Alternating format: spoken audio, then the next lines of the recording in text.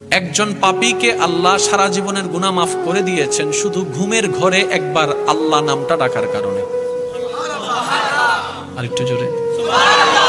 হাসরের ময়দানে একজন বান্দাকে আল্লাহ জান্নাত দান করবেন শুধু সে ঘুমের ভিতরে আল্লাহ বলে ডেকেছিল। তো ফেরেশতা জিজ্ঞেস করবে, ইয়া রাব্বে করিম, সে তো যে আমলটার কারণে তুমি তাকে জান্নাত দিচ্ছ, এত গুনার উপর ভারী করে যে নেক আমলটাকে বানিয়েছো তুমি, আল্লাহ সেই আমলটা হচ্ছে তোমার নাম ডেকেছে, আর তোমার নামটা তো সে স্ব ইচ্ছায় ডাকেনি, ঘুমের মধ্যে ডেকেছে, ঘুমের মধ্যে ডেকেছে, ঘুমের ঘরে ডেকেছে। রব বলে, যেভাবেই ডাকো নাম তো আমারটাই ডেকেছে,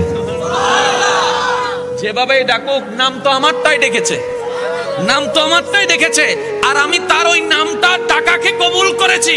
ও ফেরেশতা, এক পাল্লায় সেই নামটার ওজন রাখো, আরেক পাল্লা তার সারা জীবনের গুনাহকে রাখো। সেই দিন হাসরের ময়দানে ওই একটা নাম ডাকাটাই ভারী হয়ে যাবে। সুবহানাল্লাহ। আমি করব তো কি করব, শয়তান তো আমার পিছনে লেগেই আছে, ইচ্ছা করো আমাকে গুনাহ করায়, আবার আমার অনেক সময় ইচ্ছা থাকে না, তারপরও সে আমাকে দিয়ে গুনাহ করায়।